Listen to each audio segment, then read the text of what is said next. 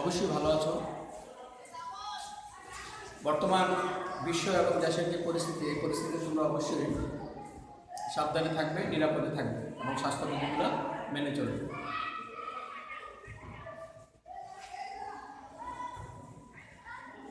পল্লবী মহিলা ডিগ্রি কলেজে অনলাইন ক্লাসে তোমরা ইতিমধ্যে সবাই যেভাবে অংশগ্রহণ করতেছ, তাতে তোমাদের ধন্যবাদ তোমাদের সবাইকে। আজকে আমরা আলোচনা করব অর্থনীতির দ্বিতীয় পত্রের 7ম অধ্যায় মুদ্রাস্ফীতি নিয়ে।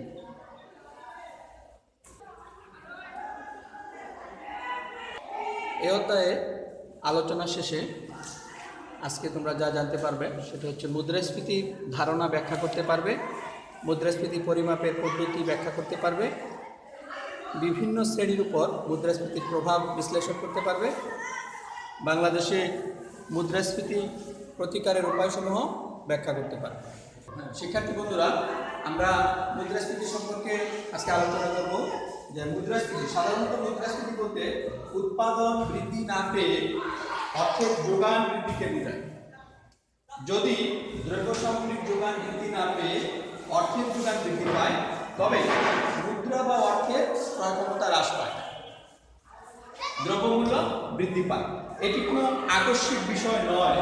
দ্রব্যমূল্য বৃদ্ধি এবং অর্থের ক্রয় ক্ষমতা হ্রাস পাওয়ার এরূপ প্রবণতা যদি ধারাবাহিকভাবে চলতে থাকে, সে অবস্থাকে অর্থনীতিতে মুদ্রাস্ফীতি বলে।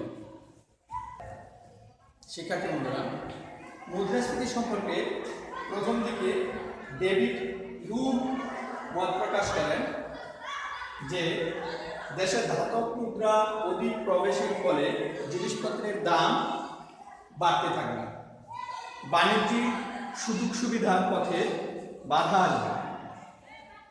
পরবর্তীতে 1810 সালে ডেভিড রিকার্ডো কর্তৃক রচিত the high price of bullion গ্রন্থে তিনি বলেন যে ব্যাংক লোনের অধিক যোগানের ফলে মুদ্রার অবমূল্যায়ন ঘটে, দ্রব্যের দামে বৃদ্ধি ঘটে, এরূপ সুনিপুণ বিশ্লেষণ করেন। শিক্ষার্থী বন্ধুরা, ক্লাসিক্যাল অর্থনীতিবিদগণ মনে করতেন অর্থের পরিমাণ বৃদ্ধি পেলেই দাম স্তর ক্রমাগত বৃদ্ধি পায়। তাই তাদের মতে দাম স্তর বৃদ্ধিকেই মুদ্রাস্ফীতি বলে। মুদ্রাস্ফীতি সম্পর্কে বিভিন্ন অর্থনীতিবিদ বিভিন্ন ধরনের সংজ্ঞা দিয়েছেন। তাদের মধ্যে আমরা অর্থনীতিবিদ রাউথারের মতে দেখতে পাই, উনি বলেছেন যে অর্থের মূল্য অর্থাৎ ভ্যালু অফ মানি ক্রমাগত হ্রাস ও দ্রব্যমূল্য অর্থাৎ প্রাইস ক্রমাগত বৃদ্ধি পেলে তাকে মুদ্রাস্ফীতি বলে। অর্থাৎ মুদ্রাস্ফীতির সময় value of money is equal to 1/p হ্রাস পাবে এবং পি অর্থাৎ প্রাইস বৃদ্ধি পাবে। ভ্যালু অফ মানি অর্থাৎ অর্থের মূল্য হ্রাস পাবে এবং দ্রব্যমূল্য বৃদ্ধি পাবে।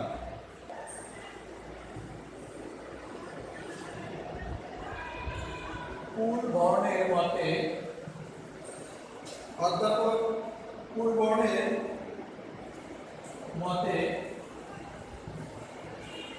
যখন বেশি পরিমাণ অর্থ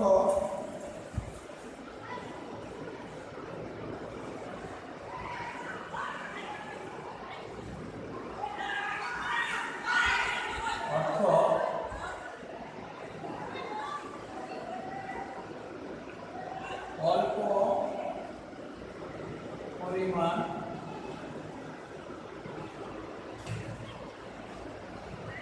দ্রব্যের পিছনে ছুটে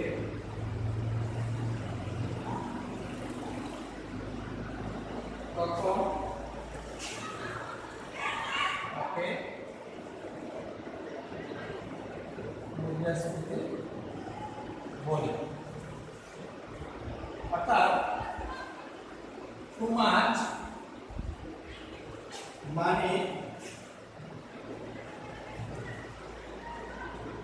money chases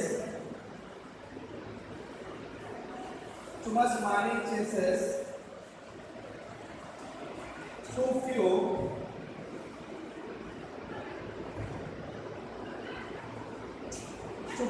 goods. অর্থাৎ অধ্যাপক কুলবনের মতে যখন বেশি পরিমাণ অর্থ অল্প পরিমাণ দ্রব্যের পিছনে ছুটে তখন তাকে মূল্যস্ফীতি বলে। Too much money chases too few goods.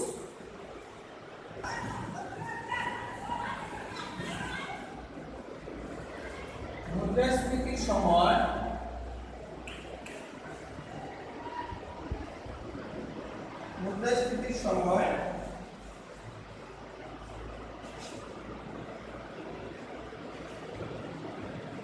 অল্প পরিমাণ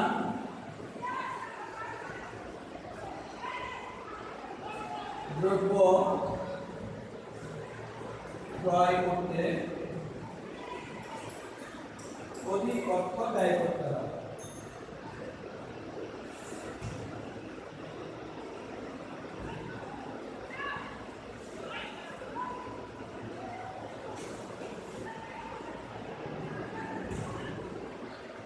মুদ্রাস্ফীতির সময় অল্প পরিমাণ দ্রব্য ক্রয় করতে অধিক পরিমাণ অর্থ ব্যয় করতে হয়। শিক্ষার্থী বন্ধুরা, অধ্যাপক পিগুর মতে উৎপাদনের চেয়ে জনগণের আর্থিক আয় বেশি হারে বৃদ্ধি পেলে মুদ্রাস্ফীতি ঘটে, কারণ তখন সামগ্রিক চাহিদা বৃদ্ধির মাধ্যমে দ্রব্যমূল্য বেড়ে যায়। অন্যদিকে অধ্যাপক লর্ড কেইন্সের মতে পূর্ণ নিয়োগ ক্ষেত্রে উৎপাদনের পরিমাণ স্থির থেকে মোট চাহিদা বৃদ্ধির ধারা যদি ক্রমাগত দাম স্তর বাড়ে তবে তাই হবে প্রকৃত মুদ্রাস্ফীতি। মুদ্রাস্ফীতির বৈশিষ্ট্য, আমরা মুদ্রাস্ফীতির কিছু বৈশিষ্ট্য দেখতে পাই। সেখানে প্রথমে দেখি যে দাম স্তর ক্রমাগতভাবে বৃদ্ধি পায়। 2 নম্বর আছে অর্থের ক্রয় ক্ষমতা বা অর্থের মূল্য হ্রাস পায়। 3 নম্বর আছে স্বল্প পরিমাণ সেবা ও দ্রব্যের জন্য অধিক অর্থ ব্যয় হয়। 4 নম্বরে আছে সামগ্রিক যোগান এস এগ্রিগেট সাপ্লাই অপেক্ষা সামগ্রিক চাহিদা এডি অর্থাৎ এগ্রিগেট ডিমান্ড বৃদ্ধি পায়, অর্থাৎ সামগ্রিক যোগান অপেক্ষা সামগ্রিক চাহিদা বৃদ্ধি পায়। 5 নম্বরে আমরা দেখতে পাই যে মৃদু মুদ্রাস্ফীতি বিনিয়োগ, কর্মসংস্থান ও উৎপাদন বৃদ্ধির জন্য সহায়ক। 6 নম্বরে আমরা দেখি উল্লম্ফন মুদ্রাস্ফীতি, যা অর্থনীতিতে চরম ভারসাম্যহীন অবস্থা সৃষ্টি করে। শিক্ষার্থী বন্ধুরা, মুদ্রাস্ফীতিকে আমরা অতি সহজে পরিমাপ করতে পারি নিচের এই সূত্রটির মাধ্যমে। অর্থাৎ কোনো নির্দিষ্ট বছরের মুদ্রাস্ফীতির হার যদি আমরা নির্ণয় করতে যাই, যেমন টিতম বছরের মুদ্রাস্ফীতির হার আমরা নির্ণয় করব, সেখানে সূত্রটা এরকম যে TT minus PT minus 1 divided by PT 1 into 100। এখানে পিটি হচ্ছে টিতম বছরের দাম স্তর আর টি মাইনাস 1 হচ্ছে টি মাইনাস 1 তম বছরের দাম স্তর। একটি উদাহরণের সাহায্যে আমরা দেখব কিভাবে আমরা মুদ্রাস্ফীতি নির্ণয় করি। একটি উদাহরণ আমরা দেখব যে 2018 সালে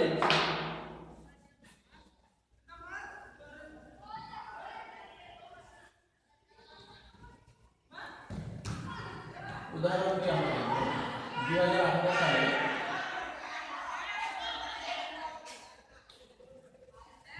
চালের কেজি ছিল 40 টাকা,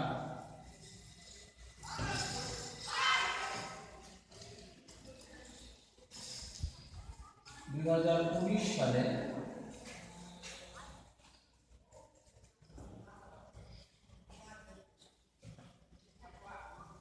চালের দাম বৃদ্ধি পেয়ে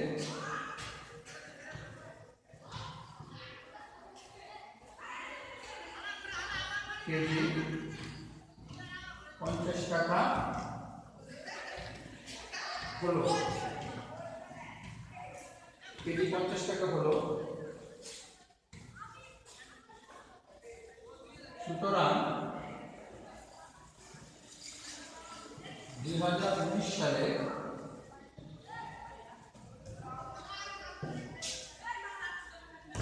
মুদ্রাস্ফীতির হার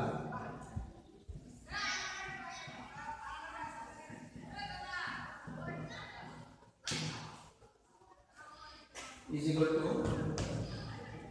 50 বিয়োগ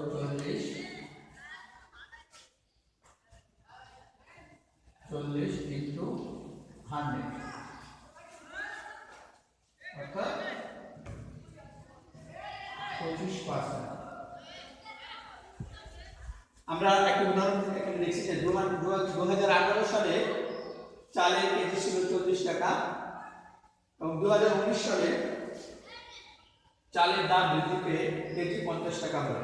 সুতরাং 2019 সালে মুদ্রাস্ফীতির হার আমরা দেখতে পাই যে আমাদের চলতি বছরের বাজার মূল্য থেকে আমরা ভিত্তি বছরের বাজার মূল্যটা বিয়োগ দেব, তারপরে বিয়োগ দিয়ে ভিত্তি বছরের বাজার মূল্য আমরা ডিভাইড দিয়ে 100 দিয়ে আমরা গুণ দেব, তাহলে আমরা এখানে পাই 25%। অর্থাৎ আমরা বলতে পারি অতএব 2019 সালে চালের বাজারে মুদ্রাস্ফীতির হার 25%। অতএব আমরা বলতে পারি 2019 সালে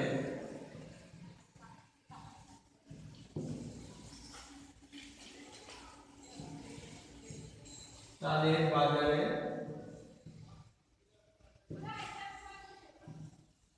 মুদ্রাস্ফীতির হার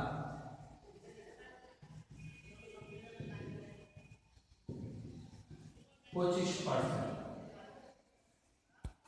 শিক্ষার্থী বন্ধুরা, মুদ্রাস্ফীতির চিত্রভিত্তিক ব্যাখ্যাটা আমরা এখন দেখব।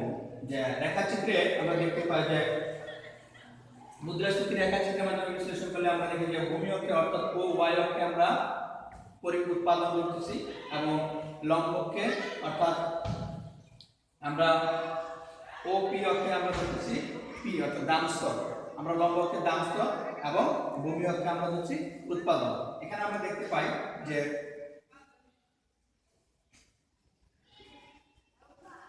পূর্ণ নিয়োগ বা প্রাপ্ত সম্পদের প্রেক্ষিতে যোগান রেখা AS AS পূর্ণ নিয়োগ বা প্রাপ্ত সম্পদের প্রেক্ষিতে যোগান রেখা AS। D1 D2 হলো চাহিদা রেখা যা এগ্রিগেট ডিমান্ডকে আমরা বোঝাবো, এডি দ্বারা আমরা এখানে প্রকাশ করছি। চিত্র থেকে দেখা যায় পূর্ণ নিয়োগ স্তরে উৎপাদন ও ওয়াইএফ,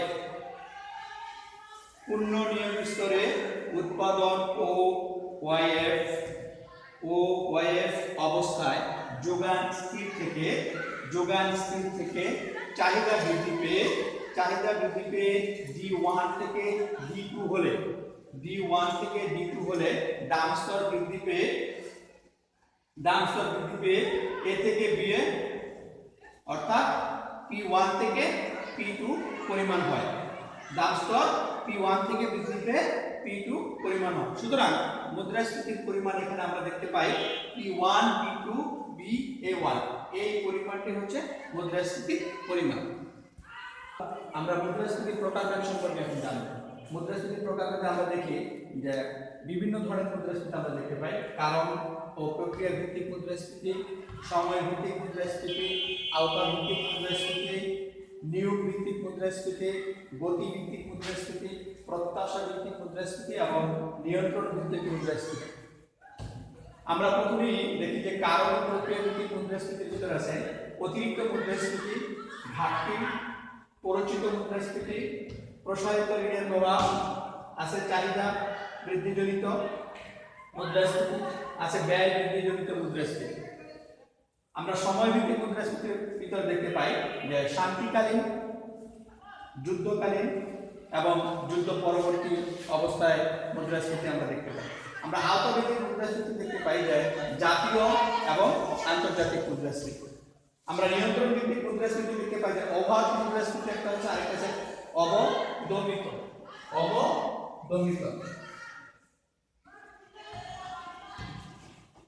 নিয়োগ ভিত্তিক মুদ্রাস্ফীতির ভিতরে আছে প্রকৃত এবং বাধাজনিত মুদ্রাস্ফীতি। গতিভিত্তিক মুদ্রাস্ফীতির ভিতরে আমরা দেখতে পাই হামাগুড়ি বা মৃদু মুদ্রাস্ফীতি। 2 নম্বরে আমরা দেখতে পাই পদসঞ্চারী মুদ্রাস্ফীতি। 3 নম্বরে দেখি দাবমান মুদ্রাস্ফীতি। 4 নম্বর আছে উল্লম্ফন মুদ্রাস্ফীতি। প্রত্যাশা ভিত্তিক মুদ্রাস্ফীতির ভিতরে আমরা দেখি যে প্রত্যাশিত মুদ্রাস্ফীতি, আরেকটি হচ্ছে অপ্রত্যাশিত মুদ্রাস্ফীতি। শিক্ষার্থী বন্ধুরা, আমরা এখন মুদ্রাস্ফীতির কারণ এবং প্রভাব নিয়ে আলোচনা করব। একটি দেশে বিভিন্ন কারণে মুদ্রাস্ফীতি হতে পারে, সেই মুদ্রাস্ফীতির কারণগুলো আমরা এখন জানব। আমরা দেখি যে প্রথমেই আছে যে অর্থের সরবরাহ যখন বৃদ্ধি পায় তখন একটি দেশে মুদ্রাস্ফীতি হতে পারে।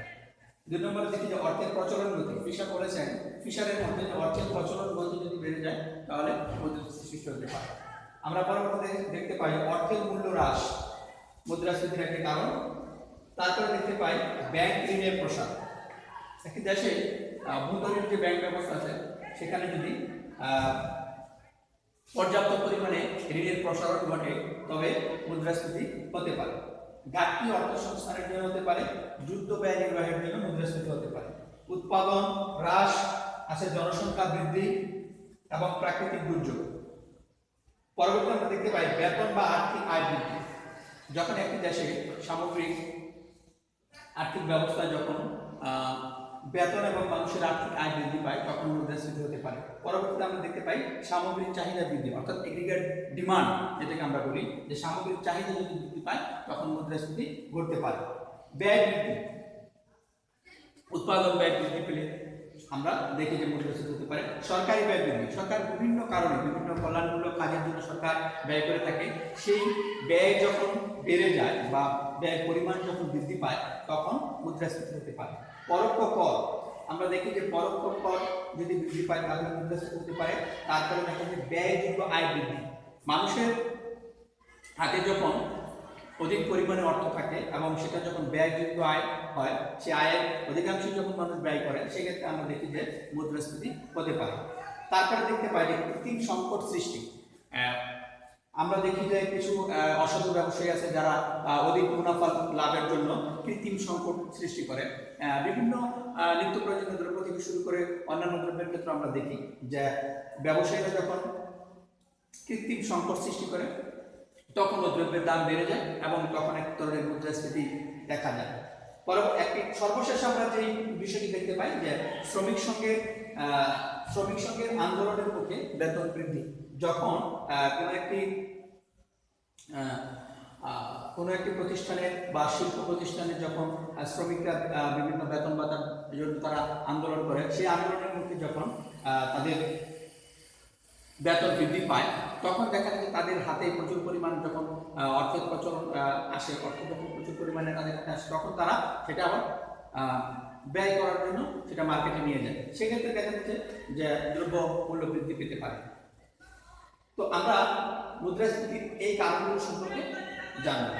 আমরা এখন মুদ্রাস্ফীতির প্রভাব সম্পর্কে আলোচনা করি যে এই মুদ্রাস্ফীতির কারণে আমাদের সমাজে বিভিন্ন শ্রেণীর মানুষ এবং বিভিন্ন সমাজের বিভিন্ন স্তরে বিভিন্ন শ্রেণীর উপর কী প্রভাব ফেলে আমরা সেই বিষয়গুলো এখন আলোচনা করি। আমরা জানি যে অর্থের মূল্য হ্রাস পেলে যখন মুদ্রাস্ফীতির সৃষ্টি হয় তখন সমাজে বিভিন্ন শ্রেণীর মানুষের উপরে এর প্রভাব পড়ে। তো আমরা এখন মুদ্রাস্ফীতির প্রভাব নিয়ে আলোচনা করব। সেখানে আমরা দেখি যে উৎপাদনের উপর মুদ্রাস্ফীতির প্রভাব আমরা দেখতে পাই। আমরা 2 নম্বরে দেখতে পাই বিনিয়োগের উপর মুদ্রাস্ফীতির প্রভাব। যখন একটি দেশে প্রচণ্ড মুদ্রাস্ফীতি হয় তখন সেই মুদ্রাস্ফীতি বিনিয়োগের উপর প্রভাব ফেলে। এবং 3 নম্বরে আমরা দেখতে পাই নিয়োগের উপর প্রভাব, অর্থাৎ মুদ্রাস্ফীতি একটি দেশে নিয়োগের যে অবস্থা সেই নিয়োগের স্তরের উপরও মুদ্রাস্ফীতির একটি প্রভাব লক্ষ্য করা যায়। রপ্তানির উপর মুদ্রাস্ফীতির প্রভাব লক্ষ্য করা যায়। আমরা দেখি আমদানির উপর মুদ্রাস্ফীতির একটি প্রভাব পড়ে। আমরা তারপরে 6 নম্বরে দেখি যে বন্টনের উপর মুদ্রাস্ফীতির প্রভাব। সমাজে আয় এবং সম্পদ বন্টনের উপর মুদ্রাস্ফীতির প্রভাব আলোচনা করতে গিয়ে আমরা দেখি যে এখানে বিভিন্ন শ্রেণী-পেশার মানুষের উপর এই মুদ্রাস্ফীতির প্রভাবটা পড়ে, যে একটি নির্দিষ্ট আয়ের লোকের উপরে প্রভাব। আমাদের সমাজে যারা নির্দিষ্ট আয়ের লোক আছে তাদের উপর মুদ্রাস্ফীতির একটি বিরাট প্রভাব, মুদ্রাস্ফীতির প্রভাব ফেলে। তারপরে আমরা দেখতে পাই উৎপাদনকারী এবং ব্যবসায়ীদের উপর মুদ্রাস্ফীতির প্রভাব। তারপরে দেখি আমরা যে বিনিয়োগকারীর উপর প্রভাব, আমরা দেখি ভোক্তা, কৃষক শ্রেণী, শ্রমিক শ্রেণী উপর মুদ্রাস্ফীতির প্রভাব। পরবর্তীতে আমরা দেখতে পাই ঋণদাতা এবং ঋণ গ্রহীতার উপর এই মুদ্রাস্ফীতির প্রভাব দেখা যায়। হ্যাঁ, একটি গুরুত্বপূর্ণ প্রভাব আমরা দেখতে পাই ঋণদাতা এবং ঋণ গ্রহীতার উপর। পরবর্তীতে আমরা দেখি যে করদাতার উপরে একটি বিশাল প্রভাব ফেলে মুদ্রাস্ফীতি। মুদ্রাস্ফীতির প্রভাব আলোচনা করতে গিয়ে আমরা দেখি যে আমাদের সামাজিক, রাজনৈতিক এবং অর্থনৈতিক এই তিনটি বিষয়ের ক্ষেত্রে আমরা মুদ্রাস্ফীতির প্রভাব লক্ষ্য করি। শিক্ষার্থী বন্ধুরা, আমরা মুদ্রাস্ফীতি প্রতিকারের উপায় সম্পর্কে আমরা এখন জানবো। যে একটি দেশে যখন মুদ্রাস্ফীতি দেখা দেয় তখন এই মুদ্রাস্ফীতি নিয়ন্ত্রণের জন্য দেশের কেন্দ্রীয় ব্যাংক এবং সরকার উভয়ই চেষ্টা করেন মুদ্রাস্ফীতি নিয়ন্ত্রণের জন্য। তো কেন্দ্রীয় ব্যাংক যখন সেই মুদ্রাস্ফীতি নিয়ন্ত্রণ করেন তখন সেটাকে বলা হয় আর্থিক নীতি। কেন্দ্রীয় ব্যাংক আর্থিক নীতির মাধ্যমে মুদ্রাস্ফীতি নিয়ন্ত্রণ করে থাকে। সেই আর্থিক নীতির মাধ্যমে যখন কেন্দ্রীয় ব্যাংক মুদ্রাস্ফীতি নিয়ন্ত্রণ করে থাকে তখন তারা কিছু পদক্ষেপ গ্রহণ করে থাকে। সেই পদক্ষেপগুলো হচ্ছে ব্যাংক হার পরিবর্তন। কেন্দ্রীয় ব্যাংক কি করে? তখন কেন্দ্রীয় ব্যাংক যখন একটি দেশে প্রচন্ড মুদ্রাস্ফীতি হয় তখন তারা ব্যাংক হার পরিবর্তন করে। তারপর দেখা যায় তারা কি করে? খোলা বাজারে ঋণপত্র বিক্রি করে। খোলা বাজারে তাদের যে ঋণপত্রগুলো আছে সেগুলো তারা খোলা বাজারে বিক্রি করে এবং মানুষের কাছে যে প্রচুর পরিমাণ অর্থ থাকে তখন সেই অর্থগুলো তারা এই ঋণপত্র বিক্রির মাধ্যমে সেই অর্থগুলো নিয়ে আসে। তারপরে যে নগদ রিজার্ভ অনুপাতের পরিবর্তন, নগদ যে রিজার্ভ রাখা হয় ব্যাংকে সেই রিজার্ভের অনুপাতের হারটা তারা বাড়িয়ে দেয়, পরিবর্তন করে দেয়। পরবর্তীতে আমরা দেখতে পাই যে ঋণের রেশনিং পদ্ধতি, ঋণের রেশনিং পদ্ধতির মাধ্যমেও কেন্দ্রীয় ব্যাংক এই মুদ্রাস্ফীতি নিয়ন্ত্রণের চেষ্টা করে। তারপরে আছে বন্ধকি ঋণের নগদাংশ পরিবর্তন। মূলত এই কয়েকটি পদ্ধতির মাধ্যমেই কেন্দ্রীয় ব্যাংক তাদের মুদ্রাস্ফীতি নিয়ন্ত্রণের এই পদক্ষেপগুলো তারা নিয়ে থাকে। পরবর্তীতে আমরা জানবো যে একটি দেশের সরকার যে রাজস্ব নীতির মাধ্যমে যে মুদ্রাস্ফীতি নিয়ন্ত্রণের চেষ্টা করে সেটা হচ্ছে আমরা কিছু পদক্ষেপ গ্রহণ করে থাকি সরকার। সেগুলো আমরা দেখব যে সরকারি ব্যয় বৃদ্ধি করে। তখন দেখা যাচ্ছে সরকারি ব্যয়ের পরিমাণ পরিবর্তন করে সরকার মুদ্রাস্ফীতি নিয়ন্ত্রণের চেষ্টা করে। জনগণের উপর করের পরিমাণ বৃদ্ধি করতে পারে মুদ্রাস্ফীতি নিয়ন্ত্রণের জন্য। তারপরে আমরা দেখি যে সরকারি ঋণ, পরবর্তীতে সরকারি ঋণ, সরকার এই ঋণের পরিমাণ পরিবর্তন করে দেখা যাচ্ছে যে রাজনীতি করে এই মুদ্রাস্ফীতি নিয়ন্ত্রণ করতে পারে। আমরা দেখি যে রাজস্ব নীতিতে মোটামুটি এই 3 ধরনের পদ্ধতি ব্যবহার করে সরকার মুদ্রাস্ফীতি নিয়ন্ত্রণ করে থাকে। তো কেন্দ্রীয় ব্যাংক যখন আর্থিক নীতির মাধ্যমে মুদ্রাস্ফীতি নিয়ন্ত্রণ করে থাকে এবং সরকার রাজস্ব নীতির মাধ্যমে মুদ্রাস্ফীতি নিয়ন্ত্রণ করার চেষ্টা করে। পরবর্তীতে আমরা যে বিষয়টি জানবো যে মুদ্রাস্ফীতি নিয়ন্ত্রণে প্রত্যক্ষ কিছু কার্যক্রম আছে বা প্রত্যক্ষ কিছু পদক্ষেপ আছে যেগুলো সরকার বা কেন্দ্রীয় ব্যাংক, সরকার বা রাষ্ট্র গ্রহণ করে থাকে। সেই কার্যক্রমগুলো বা সেই পদক্ষেপগুলো আমরা দেখবো। সেগুলো হচ্ছে উৎপাদন বৃদ্ধি। একটি দেশে উৎপাদন বৃদ্ধির মাধ্যমে মুদ্রাস্ফীতি নিয়ন্ত্রণ করা যায়। যখন এগ্রিগেট ডিমান্ড অর্থাৎ সামগ্রিক চাহিদা যখন বৃদ্ধি পেয়ে যায় তখন আমরা উৎপাদন স্থির থেকে যখন চাহিদা বৃদ্ধি পাই তখন আমরা জানি যে মুদ্রাস্ফীতি হয়। তো সেক্ষেত্রে আমরা মুদ্রাস্ফীতি বৃদ্ধি করে আমরা এই উৎপাদন বৃদ্ধি করে আমরা মুদ্রাস্ফীতিটা নিয়ন্ত্রণ করতে পারি। দাম নিয়ন্ত্রণ, দ্রব্যমূল্যের দাম সরকার কি করতে পারে? নিয়ন্ত্রণ করতে পারে। সেই নিয়ন্ত্রণের মাধ্যমে মুদ্রাস্ফীতি নিয়ন্ত্রণ করতে পারে। মজুরি নিয়ন্ত্রণ, শ্রমিকদের মজুরি নিয়ন্ত্রণের মাধ্যমে মুদ্রাস্ফীতি নিয়ন্ত্রণ করা যায়। ফটকা বাজার ও মজুতদারি, সমাজে যারা আড়তদার বা মজুতদার আছে, যারা অতি মুনাফা লোভে যারা কিছু অসাধু ব্যবসায়ী আছে তাদেরকে নিয়ন্ত্রণ করার মাধ্যমে মুদ্রাস্ফীতি নিয়ন্ত্রণ করতে পারে। আমদানি বৃদ্ধি করতে পারে। যখন একটি দেশে কোনো পণ্যের ঘাটতি থাকে সেই পণ্যের দাম যখন বৃদ্ধি পায় সরকার তখন কি করে? সেই পণ্যটাকে সেই পণ্যের আমদানি পরিমাণ বৃদ্ধি করতে পারে। এভাবে সে মুদ্রাস্ফীতি নিয়ন্ত্রণ করতে পারে। পরিবহন এবং যোগাযোগ ব্যবস্থার উন্নয়ন করতে পারে। আমরা জানি কোনো একটি পণ্য যখন উৎপাদন হয় সেই পণ্য বাজারজাতকরণের ক্ষেত্রে দেখা যাচ্ছে যে একটি বিশাল খরচ পড়ে যায়। আমাদের দেশে উৎপাদন শ্রমিকটা তারা সেটা বহন করতে পারে না। সেক্ষেত্রে দেখা যাচ্ছে যে আমাদের পরিবহন এবং যোগাযোগ ব্যবস্থা উন্নয়ন করে আমরা মুদ্রাস্ফীতি সরকার নিয়ন্ত্রণ করতে পারে। তারপরে মুদ্রা বাতিল, কিছু মুদ্রা আছে সেগুলো বাতিল করে মুদ্রাস্ফীতি নিয়ন্ত্রণ করা যায়। তারপর হচ্ছে রাজনৈতিক স্থিতিশীলতা। সর্বোপরি রাজনৈতিক স্থিতিশীলতার মাধ্যমে আমরা একটি দেশে মুদ্রাস্ফীতি নিয়ন্ত্রণ করতে পারি।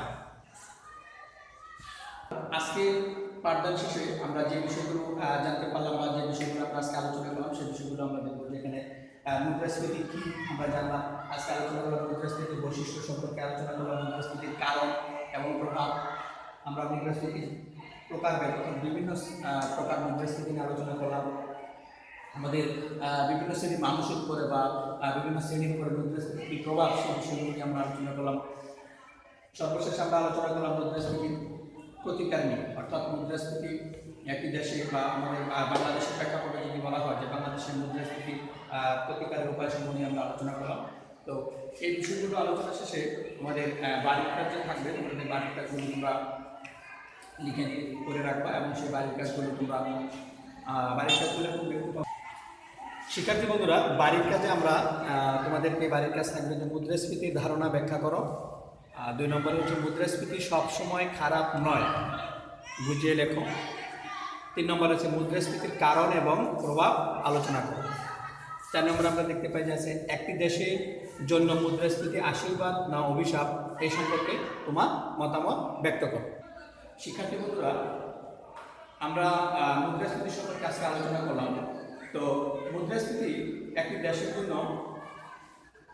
আশীর্বাদ না অভিশাপ, সে বিষয়গুলো আমরা তোমরা বাসায় করে নিয়ে আসবা। তবে একটি দেশের মুদ্রাস্ফীতি সবসময় খারাপ না। মৃদু মুদ্রাস্ফীতি একটি দেশের অর্থনীতির জন্য সবসময় ভালো। একটি দেশের অর্থনীতিকে সামনের দিকে এগিয়ে নেওয়ার জন্য মৃদু মুদ্রাস্ফীতি বা যেটাকে আমরা হামাগুড়ি মুদ্রাস্ফীতি করি সেটা অবশ্যই কাম্য। কিন্তু উল্লঙ্ঘন মুদ্রাস্ফীতি কখনই একটি দেশের জন্য কাম্য হতে পারে না। উল্লঙ্ঘন মুদ্রাস্ফীতি যে কোনো দেশের অর্থনীতিকে ভারসাম্যহীন অবস্থায় নিয়ে যেতে পারে। তাই আমরা বলতে পারি যে একটি দেশের অর্থনীতিকে সামনের দিকে এগিয়ে নেওয়ার জন্য মৃদু মুদ্রাস্ফীতি অবশ্যই কাম্য। তো শিক্ষার্থী বন্ধুরা, তোমরা সুস্থ থাকবে, নিরাপদে থাকবে, স্বাস্থ্যবিধিগুলো মেনে চলবে, বাসায় পড়াশোনা করবে। আর আমাদের বাড়ির কাজগুলো আজকে আমরা যা দিলাম এবং গত ক্লাসে যে বাড়ির কাজগুলো ছিল সব কাজে তোমরা তারিখ দিয়ে করে রাখবে এবং শিক্ষা প্রতিষ্ঠান যখন করবে তখন আমরা ক্লাসে যখন তোমাদের সাথে দেখা হবে তখন সেই বাড়ির কাজগুলো আমরা দেখবো এবং সেগুলো নিয়ে আমরা আলোচনা করবো বা তোমাদের সাথে কথা হবে। তো তোমাদের কাছ থেকে আজকে এখানে বিদায় নেব। তোমাদের আজকের আলোচনা এবং গত ক্লাসের যে আলোচনা, সেই আলোচনা যদি তোমাদের কোথাও কোনো বুঝতে সমস্যা হয় সেই বিষয়গুলো তোমরা কমেন্ট বক্সে তোমরা মন্তব্য করবে, সেখানে আমি পুনরায় তোমাদের সেই কমেন্টসে রিপ্লাই দেবো। তোমরা ভালো থাকো, সুস্থ থাকো, নিরাপদে থাকো। সবাইকে ধন্যবাদ।